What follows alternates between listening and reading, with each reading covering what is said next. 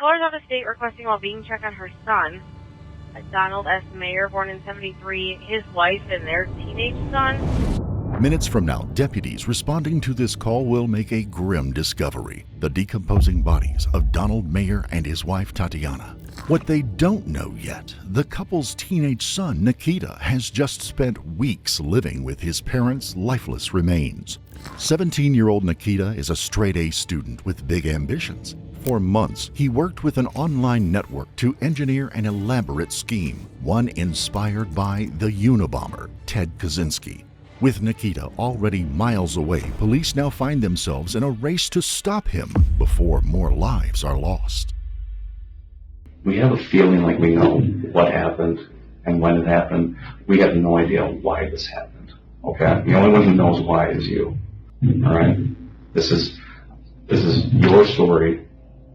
Nikita was born on September 19, 2007 in Moldova, a small European country sandwiched between Ukraine to the north and east and Romania to the south and west. But his parents eventually split up. But his future took an unexpected turn in 2015 when his mother, Tatiana, met Donald Mayer on an international dating site. Donald and Tatiana hit it off, and before long he flew to Moldova to meet her and Nikita. Over the next year, he met them in Europe on more than one occasion, and in 2017 he traveled overseas once again, this time to marry Tatiana in Moldova. Tatiana and Nikita emigrated to the United States later that year and began their new lives with Donald in his upscale home in Waukesha, Wisconsin, just a few miles from downtown Milwaukee.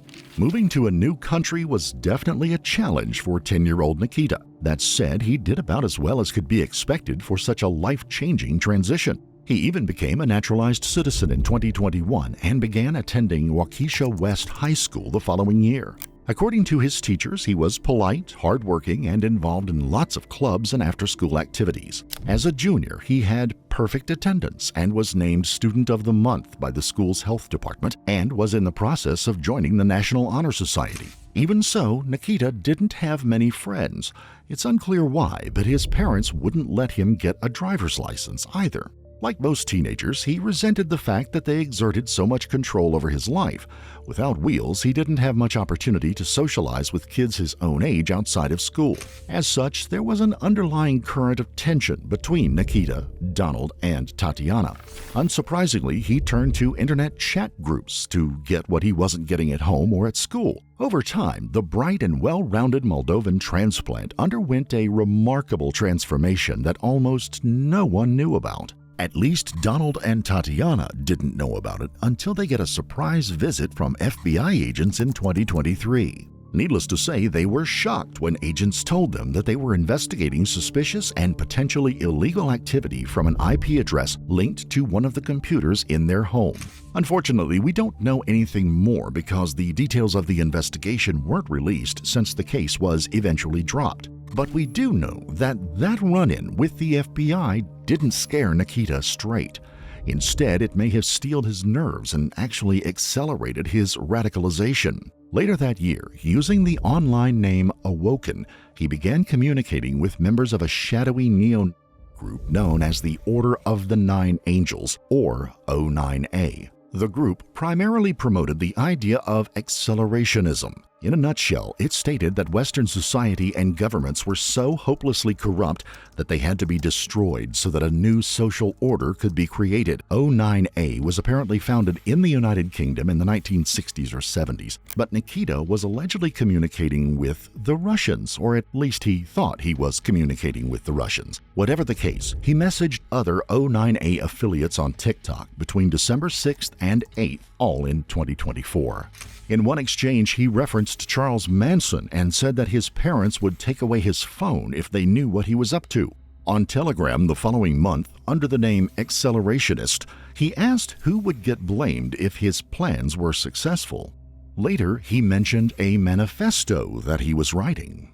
After that, he talked to an unknown user known as Angel of Death about purchasing a drone capable of dropping bombs as well as headphones that could block out the sound of a .357 Magnum. There's no denying that Nikita was smarter than the average 17-year-old. As such, he must have known that secrecy was of the utmost importance. But like many young men his age, he apparently couldn't resist the urge to brag to an attractive member of the opposite sex. In late January or early February of 2025, he told a female classmate what he intended to do. It's unclear if she took him seriously or chalked it up to an adolescent male's bravado and delusions of grandeur. But before running off to class, he told her in no uncertain terms that it wouldn't end well for her if she told anyone his secret. It's unclear if Nikita actually thought he'd be able to carry out his nefarious plan. After all, how could a 17-year-old with no money, no car, and no driver's license assassinate a president or overthrow the U.S. federal government and single-handedly ensure the future of the white race? Nonetheless, he soldiered on and eventually realized that his mother and stepfather had some things he desperately needed, and he knew he would never get them until they were out of the way. At that point, his mother Tatiana and Donald ceased being human beings and became pawns, or perhaps more accurately, a means to an end. Nikita abruptly stopped going to school on Wednesday, February the 12th of 2025. This was way out of character for the young man who had perfect attendance up until then. Skipping school was the first piece of the puzzle to fall into place that fateful day, but it wouldn't be the last. In fact, the scene inside the home that afternoon was nothing short of horrific. Over the next few days, Nikita electronically submitted a number of school assignments to prevent his teachers and school administrators from asking too many questions. Meanwhile, Donald's mother in Massachusetts got worried when she didn't hear from him as often as she usually did. Like any good mother, she called and texted multiple times to make sure that he and his family were okay. Eventually, she got this message from his phone. "Mom, I just want to take a break from all devices. We're fine." Her keen motherly instinct told her that something just wasn't right, and she got even more suspicious later when subsequent messages didn't match her son's writing or communication style. And as it turns out, she wasn't the only one getting odd messages from Donald's phone. Starting on February the 13th, his boss received a number of texts informing him that he was too sick to come to work and that he wasn't even able to talk on the phone. Donald's mother held off for nearly 2 weeks, but at 9:45 in the morning on Friday, February the 28th, she called the Waukesha Sheriff's Office and asked them to perform a welfare check on her son's house on Cedar Hills Drive. This is what the operator told the deputies who were dispatched to the scene. Caller's out of state requesting well-being check on her son, Donald S. Mayer, born in 73, his wife, and their teenage son. Caller got a call today from the teenager's school and advised that they hadn't been to school in a long time. Caller hasn't had contact with anyone there in a couple weeks. Interestingly, the sheriff's office received another call about the Mayer family that day. An administrator from Waukesha High School had called to report Nikita had not been in class for approximately 2 weeks. Affirmative, and has perfect attendance, so it's really out of the ordinary. They've been out of school for a little over 2 weeks, and no one's called them out. At about the same time, Nikita took a number of photos of himself posing with his stepfather's Smith & Wesson .357 Magnum. The Mayer house looked neat and orderly from the outside when deputies arrived later that morning. They knocked and identified themselves multiple times, but when no one came to the door, they walked around the house to see if they could find an open door or window. But when they couldn't, they forced their way in. As soon as they did, they were confronted by the pungent and unmistakable odor of decomposing flesh. Moments later, they found 51-year-old Donald Mayer covered in bedding and surrounded by candles on the floor of his office. It was hard to tell, but it looked like he had at least one gaping gunshot wound to his head. After that, the deputies found Nikita's 35-year-old mother, Tatiana, on the floor in the upstairs bedroom, according to some accounts, in the hallway possibly. Either way, she was covered in bedding and had been shot multiple times. As for Nikita, the family dog Toby, and Donald's Volkswagen Atlas, they were conspicuously absent. Neighbors told investigators that Nikita drove away in Donald's Atlas on the morning of Monday, the 24th of February. That meant that the possibly armed double murder suspect who had previously been investigated by the FBI had a 4-day head start. And when the authorities pinged Nikita, Donald, or Tatiana's phones, they were all nearly 1,000 miles or 1,610 kilometers away in Cheyenne, Wyoming. They continued pinging the phones over the next few days to track Nikita's movements. At that point, they had no idea if he was driving aimlessly or was following some pre-planned escape route. Whatever the case, he traveled through Wisconsin, Illinois, Iowa, Nebraska, Colorado, and Wyoming before ending up in Waukene, Kansas, late on the night of February the 28th, the same day that his mother and stepfather's bodies were discovered. At approximately 11:25, a local officer saw a silver VW Atlas with Wisconsin plates run a stop sign just a few blocks from I-70. By then, the Waukesha County Sheriff's Department had listed the Atlas as stolen. They also added notes in the system to alert authorities in different jurisdictions that the driver was a person of interest in a double homicide and should be considered armed and extremely dangerous. As such, the unsuspecting officer in Waukene, Kansas, knew he had his hands full when he ran the VW's plates. He thought the driver might flee and lead him on a high-speed chase, or even worse, he could stop and engage him in a potentially dangerous and deadly gunfight. The next few moments were unimaginably tense as the officer accelerated up to the Atlas and hit his siren and lights. The vehicle pulled over moments later. The officer drew his gun and ordered the driver to get out with his hands up. And moments later, the door opened and the driver stepped out into the darkness. Thankfully, Nikita complied with the officer's commands and was taken into custody without incident. The officer realized just how lucky he was later that night when investigators found the .357 Magnum handgun in the Atlas just an arm's reach from the driver's seat. The search also turned up $14,000 in cash, Donald and Tatiana's driver's licenses, phones, bank cards, and a pile of Tatiana's jewelry, along with the family dog, Toby. Waukesha County detectives spent a lot of time building rapport with Nikita when they interrogated him on March the 11th of 2025, shortly after he was extradited from Kansas back to Wisconsin. Nikita told them about life in Waukesha, and he took obvious pride in the fact that he was such a model student. So you guys lived in Waukesha, you, your mom, and your stepdad. I know you guys got a dog, Toby. Yeah. Right? Yeah. In that same house in Cider Hills? Yes. Okay. Going to school, going to Waukesha West. How's West? How's high school? It's good. Yeah? Good grades. You do well? Yeah. What do you enjoy? I suppose history the most. Yeah? Okay. Anything you don't like about school?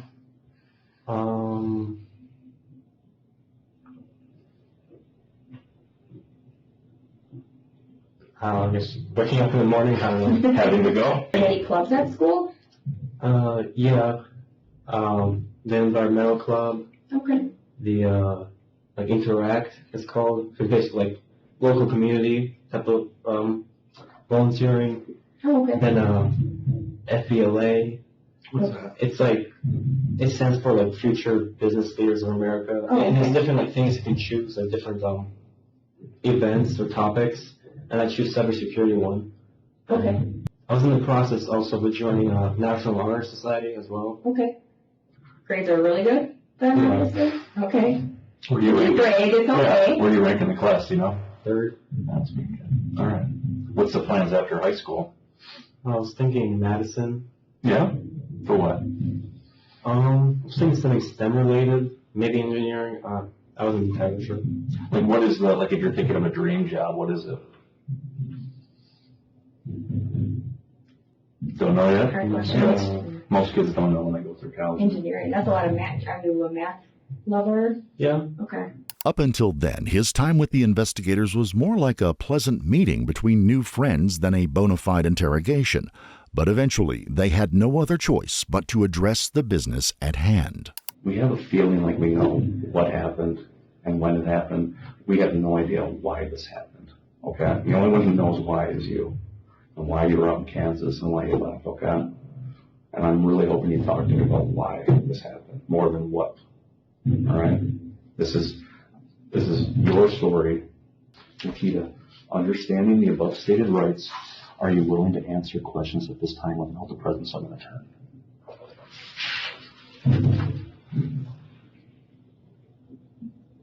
And like I said again, if you want to see what questions I ask and choose not to answer those, you can. If you want to answer all of my questions, it's up to you. This is your show. So can I say no to that, or is that like a... No, listen, these are your rights. No one can make you talk to us. Okay? This is whatever you're comfortable with. I can't make you talk. You don't have to talk to me. All right? I'm telling you, the point of us talking, more than anything, I promise you, Nikita, is that I want to know why. So that I can tell your family in Massachusetts, so I can tell your grandma Lydia, because I've talked to Robert, I've talked to Judith, I've talked to Tanya. I didn't talk to Lydia, my partner did. No one understands why this happened. And they're looking to me to give them some of the answers, and I can't give it to them without talking to you. So you can tell me you don't want to talk. Yeah, I think I'd rather first talk to an attorney. Okay, that's your right. After Nikita exercised his right to remain silent, the investigators left him alone in the interrogation room to think about what he did and contemplate his bleak future. 2 hours later, an officer escorted him to a different part of the building before he was transferred to the Waukesha County Jail. The detectives didn't get the confession they were hoping for, but as the investigation continued, the authorities uncovered a mountain of damning evidence against Nikita. First, they found his 3-page manifesto, Accelerate the Collapse, on his phone. In it, he talked about assassinating the president and possibly the vice president, creating chaos, and saving the white race from what he described as the Jewish-controlled politicians. The manifesto also included this statement: "Hail, hail, the white race, hail victory." Investigators also found home security footage which showed Nikita manually adjusting the camera in Donald's office, lighting the candles around his body, and saying this: "So you can see him there. I can literally see the rotten body there." It's unclear who he was talking to, but investigators suspected it was someone on the phone, possibly one of the unidentified Russians who were allegedly selling him a bomb-dropping drone. Based on the phone ping data, they also determined that he murdered Donald and Tatiana on or about February the 11th. And even more shockingly, he lived in the home with their decomposing bodies for nearly 2 weeks before fleeing. But despite his shocking behavior and radical rhetoric, the authorities ultimately concluded that Nikita was primarily driven by financial interests. Nikita was initially charged with stealing the VW Atlas and the .357 Magnum and for using his mother and stepfather's IDs and bank cards to obtain money. But unsurprisingly, he was eventually charged with 2 counts of first-degree murder, 2 counts of hiding corpses, and 1 count of intimidating a witness for the incident in school when he told his female classmate about his plan. Nikita remained in custody under a $1 million bond, and his trial was initially set to begin on March the 2nd of 2026. Despite putting together a relatively airtight case, prosecutors offered Nikita and his defense team a plea deal in late 2025. In consulting with the family, they were in agreement that this is a fair offer. I think it gives us the time period that we want for incarceration, so there's really no reason to put the family through a trial. Are you able to say at this point what you plan to argue at sentencing? I think that this is a maximum penalty case. I assume that that's what I will be arguing. I never thought anything other than that from the time I charged this case. So do you think that there's a chance he's going to get out in 40 years, 50 years and be back in this community? Certainly, I don't think he should be out in the community, and I would argue against that. How did you consult with Nikita Casap as well, or just his attorneys? I know there was a lot of talk today. Like, did he actually understand everything that was happening to him, since he isn't through high school and English is not his first language? Right. I do believe, based upon the record that was made today, that he did understand everything. I communicated. I would never communicate directly with Mr. Casap. I communicated with his counsel, and I think it's a good resolution. Nikita accepted it in January of 2026, and by doing so, he forfeited a number of rights in exchange for prosecutors dismissing the 8 additional felony charges.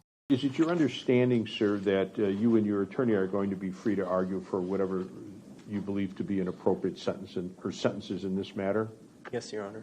And is it also correct, sir, that you and Mr. Raffel have discussed the parameters, that is, the extent of the sentences? That is, if you're found guilty of these 2 counts of first-degree intentional homicide, on each count it carries with it a sentence of life imprisonment without the possibility of extended supervision. Do you understand that?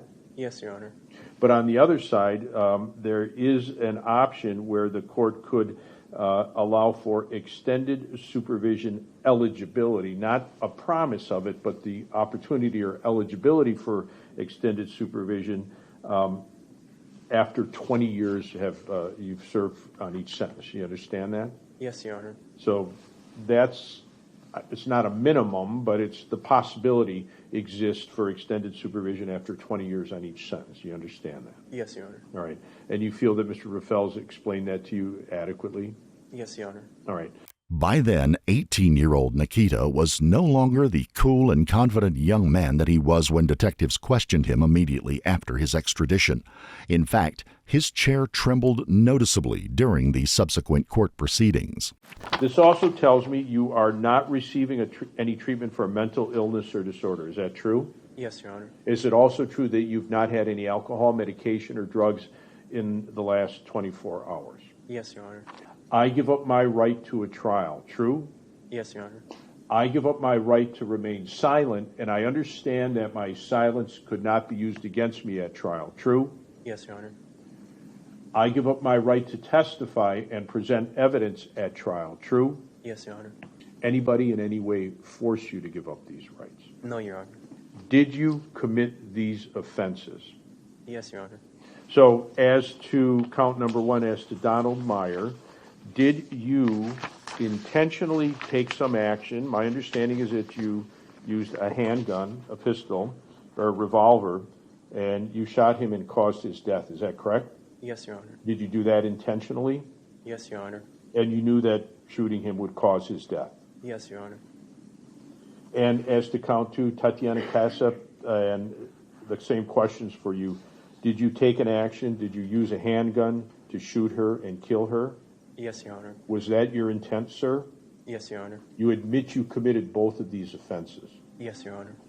Nikita is currently being held in the Waukesha County Jail awaiting his sentencing hearing, which is scheduled for Thursday, March the 5th of 2026. The judge could go easy on him and make him eligible for parole after serving just 20 years for each count of first-degree murder. However, the district attorney made it clear that the prosecution would ask for the maximum sentence. And, in all likelihood, the young man from Moldova, who once held a bright future, will probably spend the rest of his life in prison. We would like to express our sincere and deepest condolences to the victims' families.